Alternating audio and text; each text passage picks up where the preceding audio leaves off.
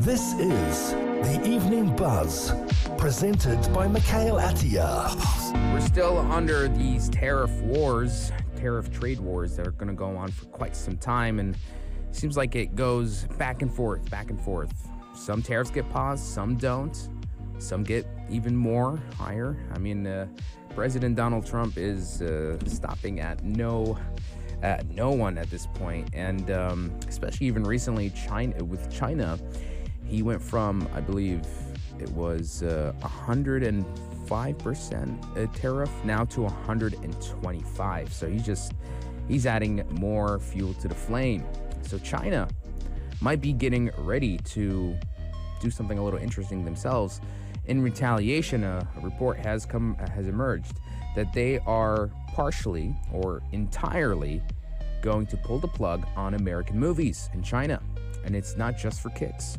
This possible move, like I said, comes as a response to President Trump's new wave of international tariffs. And while nothing is set in stone yet, even the idea of China dialing back on Hollywood imports is a huge deal.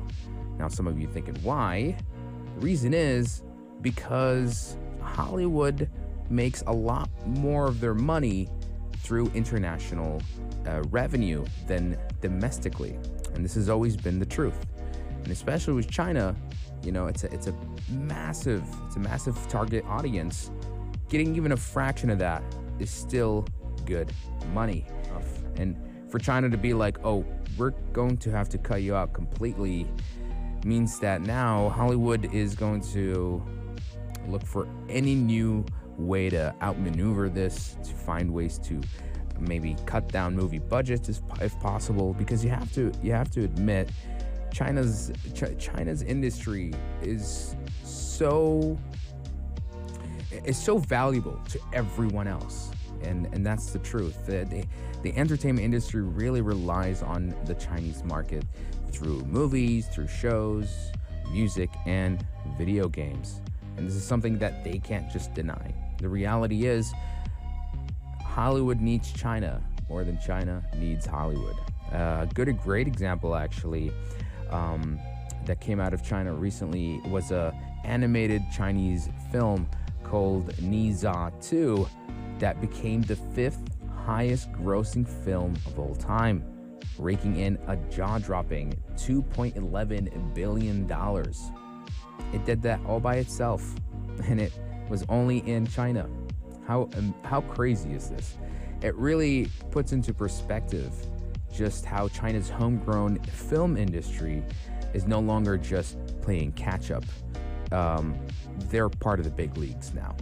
And what's really changed also is Chinese audiences who have become very increasingly turning to domestic films and the country's film industry because of how that industry has matured very fast. And they don't need to watch Hollywood blockbusters because the Chinese film industry can just pump out just as good of a quality in terms of production. And thanks to, again, strong government support and improved production quality, China is churning out visually impressive films that don't need Hollywood to draw a crowd. And according to the LA Times, this evolution making it harder for American films to get screen time over there, let alone to try to dominate. That said, Hollywood still wants a piece of that pie, and they still, I'm sure, are going to have to fight for this. This is still nothing that is set in stone, but the fact that even the notion is being brought up by China right now, I'm sure is scaring an entire entertainment industry like Hollywood. China isn't giving Hollywood the warm welcome it once did. And while there's still a market for those American films, the power dynamic has clearly shifted. And if the rumors of this ban or this reduction goes through, it's going to hurt for the US more than China. Hollywood is already under a lot of pressure to keep theaters alive, and pulling one of its biggest international markets out from under would be a serious blow. And meanwhile, China gets to show off its box office dominance with pride, knowing that even if it turns off the Hollywood tap, its audiences will still fill seats for homegrown hits In other words, this isn't just about a trade dispute or tariffs. There is a huge cultural and economic reset, if you will, and Hollywood has got some catching up to do. I'll be honest, as someone who has seen how Hollywood has been making movies and shows lately, there has definitely been a huge decline. I like to call this the slop era because there's just been a lot of movies that are really sloppy.